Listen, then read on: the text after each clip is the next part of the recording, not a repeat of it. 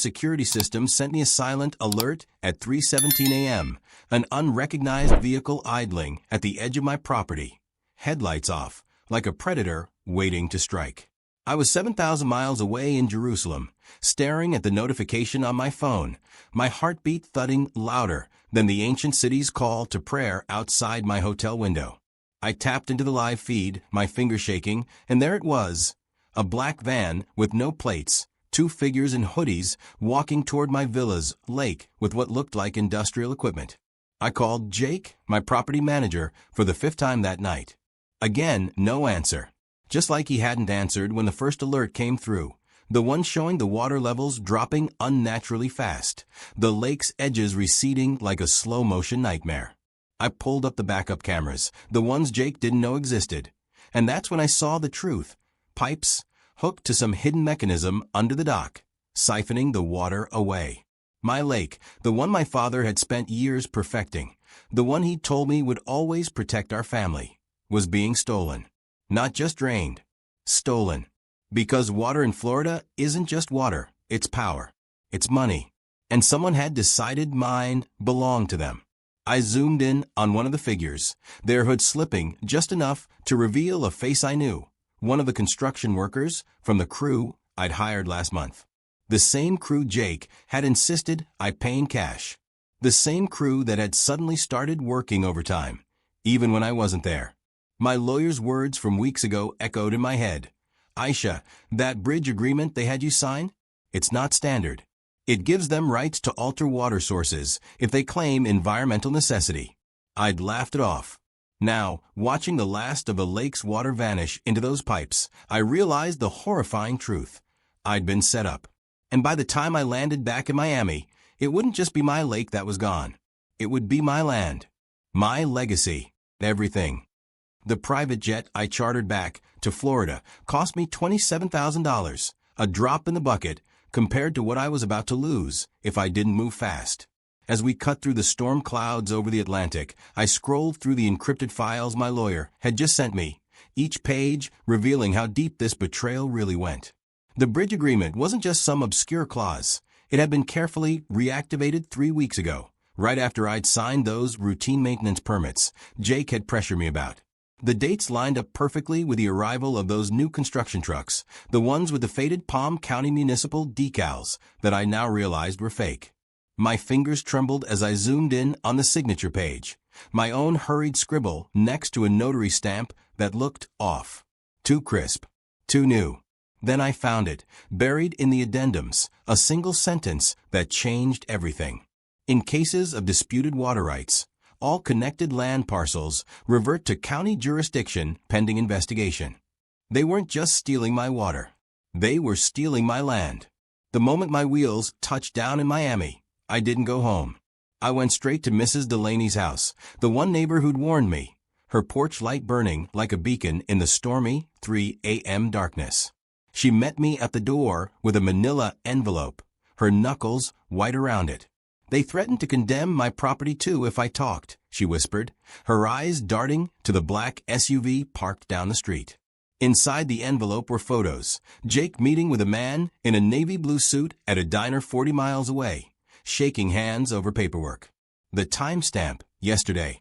The suit's face was blurred, but I'd recognize that Rolex anywhere. It was the same one worn by the county's head of urban development, a man who'd personally denied my lake preservation petition last month. The pieces crashed together. This wasn't just greed. This was a coordinated takeover. And my lake was the first domino. Mrs. Delaney's hand gripped mine suddenly, her nails biting into my skin. "They're coming for the documents," she hissed. Right on cue, headlights sliced through the rain. I had exactly 90 seconds to decide, run or fight. Then I remembered the USB drive in my pocket, the one with all the original land deeds for my father's safe. And I smiled. Rain pounded the roof of Mrs. Delaney's pickup truck as I crouched in the bed, the USB drive burning a hole in my fist like a stolen diamond. The black SUV had rolled past her house twice now, its tinted windows hiding whoever was hunting us. But I knew better than to think they'd give up. The moment the taillights disappeared around the bend, I bolted for the trees. my shoes sinking into mud as I cut through the backwoods toward my property. Every snap of a twig made my pulse spike, but it wasn't just fear driving me forward. It was the memory of my father's last words to me. The lake isn't just water, Aisha. It's the key. At the time, I'd thought he meant metaphorically. Now, soaked to the bone and breathing like a hunted animal, I finally understood.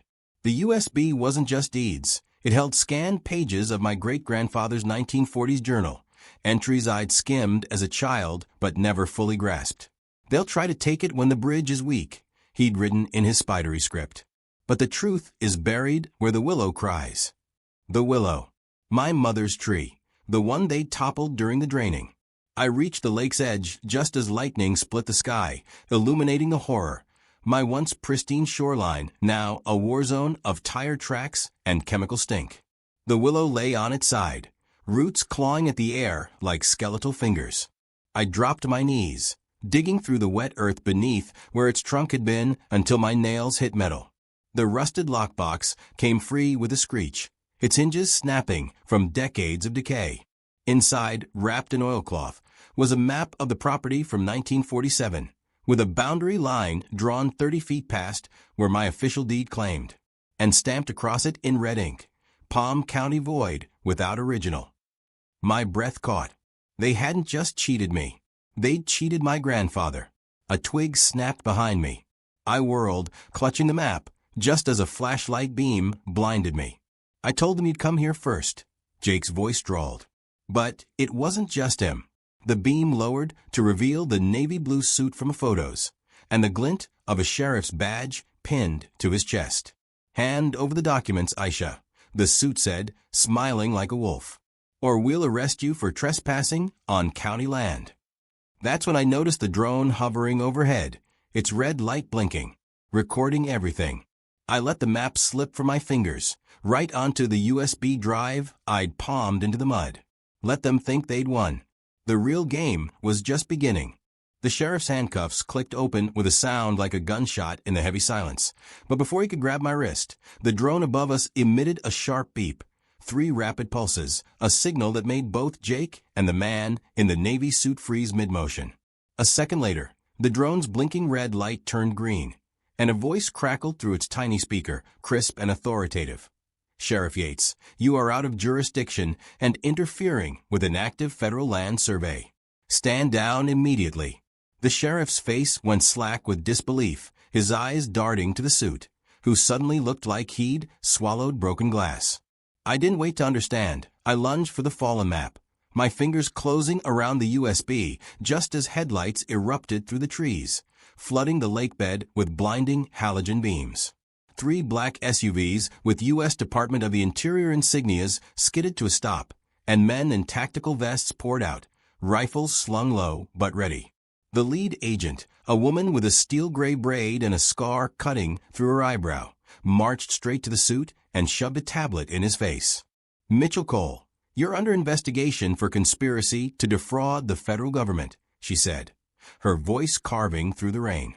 This land was placed under protected wetland status in 1987. Your little bridge agreement, scam, just voided Palm County's claim to half its eastern district. Jake backed away, hands raised, but 2 agents cut him off. The sheriff started babbling about misunderstandings until the agent silenced him with a look. Then she turned to me, her gaze dropping to the map in my hands. Miss Noor, your grandfather's 1947 survey matches our satellite scans. This lake was never theirs to take. My knees nearly buckled. All this time, the answer wasn't just in the deeds. It was in the dirt, in the layers of bureaucracy and buried regulations these men had gambled I'd never uncover. The agent leaned closer, her next words for me alone. Your father knew this day would come.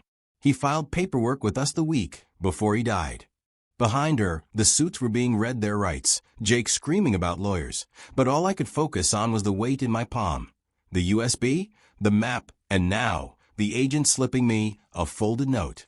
I didn't open it until I was alone in the back of a federal SUV, watching my property lights grow brighter through the rain-streaked window. The handwriting was my father's. When they come for the water, show them the bones. And paper clipped to the note, A faded photo of my grandfather standing knee-deep in the lake, pointing at something beneath the surface.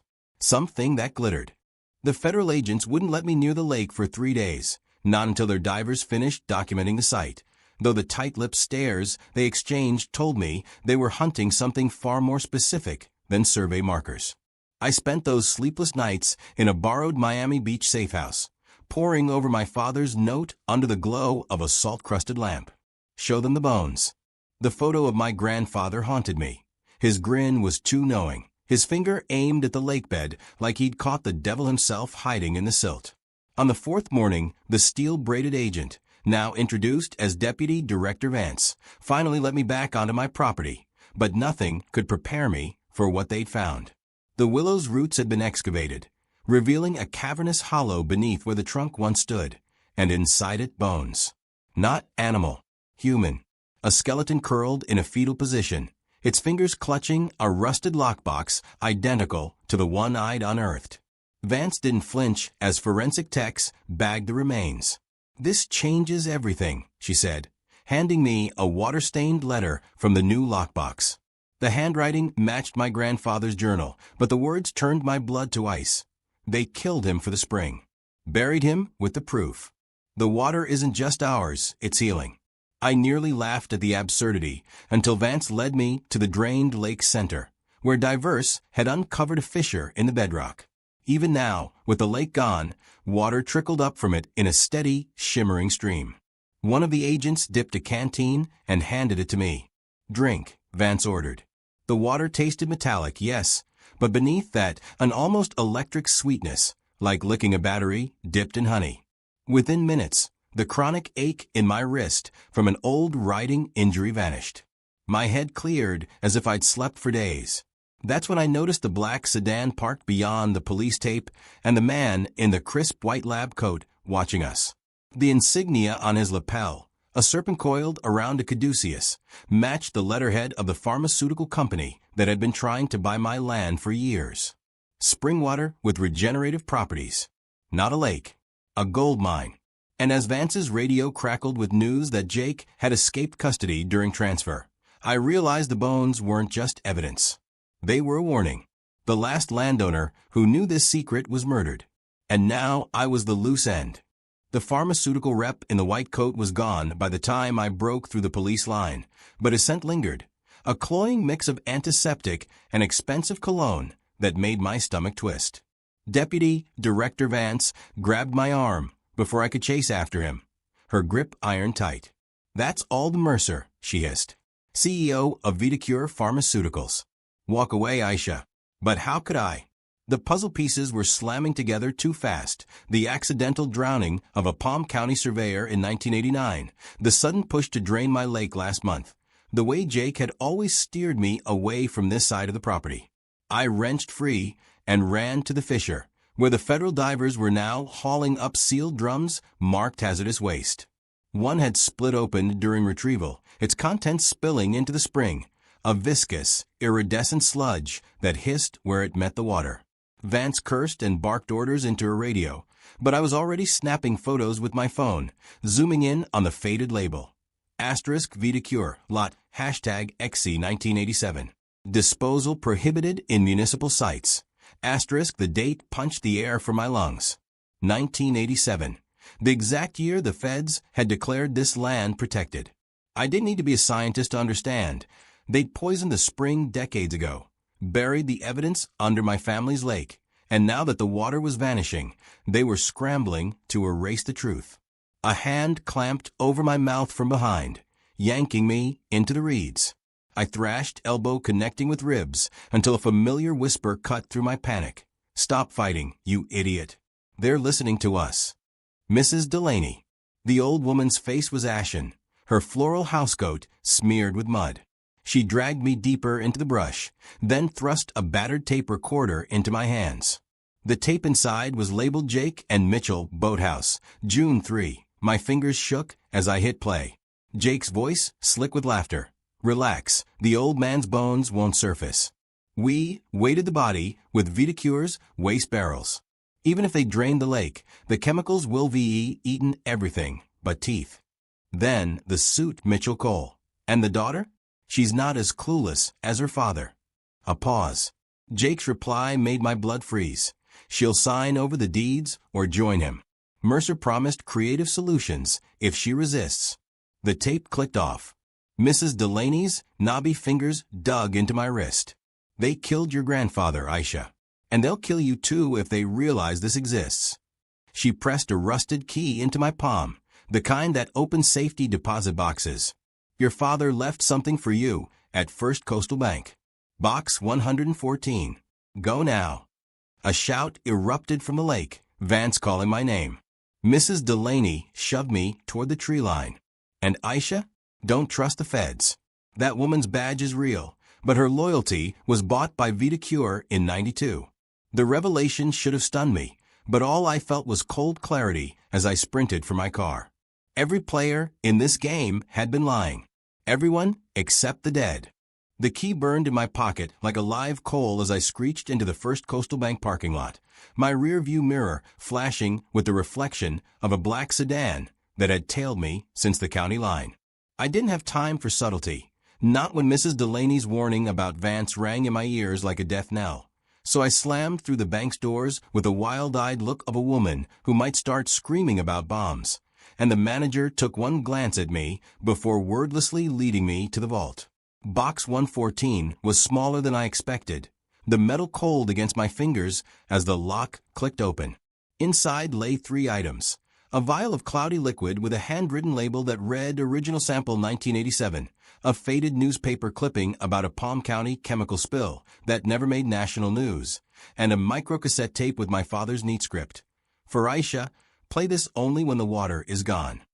The bank manager coughed discreetly. Your father paid this box's rent 50 years in advance, Miss Noor. He said you'd come in a hurry when the time came. The blood drained from my face. 50 years? My father had planned for this before I was even born. I barely made it to my car before the tape was in the player, my father's voice, younger, tighter with fear, filling the silence. If you're hearing this, they've started draining the lake. VitaCure poisoned the spring in '87 after Granddad discovered its healing properties. They had him killed, then bribed officials to hide the waste barrels under our land. The spill was a cover. They've been leaching toxins into the aquifer for decades. The vial is proof. The water can still heal, but only if purified. They'll come for you, Aisha. Trust no one except. The tape cut off with a screech. Outside, the black sedan's door opened, and my breath hitched as a figure stepped out, not a VitaCure goon, but Jake, his left arm hanging at a sickening angle, his face a mess of bruises. He raised his good hand in surrender, his voice cracking. They tried to kill me too, Aisha. Mitchell found out I kept evidence. I can help you expose them. Every instinct screamed run, but the desperation in his eyes froze me. Then he said the one thing that changed everything. I know where they're holding the original land surveys. The ones that prove VitaCure's been dumping on federal land this whole time. The vial weighed heavy in my palm. Jake was a liar, a traitor, but he was also the only person alive who knew where the bodies and the barrels were truly buried. The choice was impossible. Risk trusting him or fight this war alone. I reached for the passenger door handle just as a gunshot shattered the bank's glass facade. Jake lunged at me, knocking us both to the asphalt as more shots rang out. Told you they were watching, he gasped, blood blooming on his shirt. They'll never let us reach those documents. That's when I saw it, the glint of a drone overhead, its camera trained on us. Not law enforcement, not VitaCure. This one bore a different logo, QA Environmental Solutions, my competitor's company. The pieces crashed together. QA had been monitoring the lake for months. They knew about the toxins. And if they were shooting at us, it meant one thing. They wanted the evidence destroyed before the feds could see it. Jake groaned, his blood seeping into the pavement. I had seconds to decide. Leave him to die or drag him into the car. My fingers closed around his collar, just as the drone's whirring crescendoed into an ear-splitting shriek, the sound of its targeting system locking on. The drone's targeting laser painted a crimson between my eyes just as I yanked Jake into the car, his blood smearing across the dashboard as I floored the accelerator. The gunshots chasing us weren't from QA's drone. They came from the bank's roof, where a sniper in a QA-branded vest leaned over the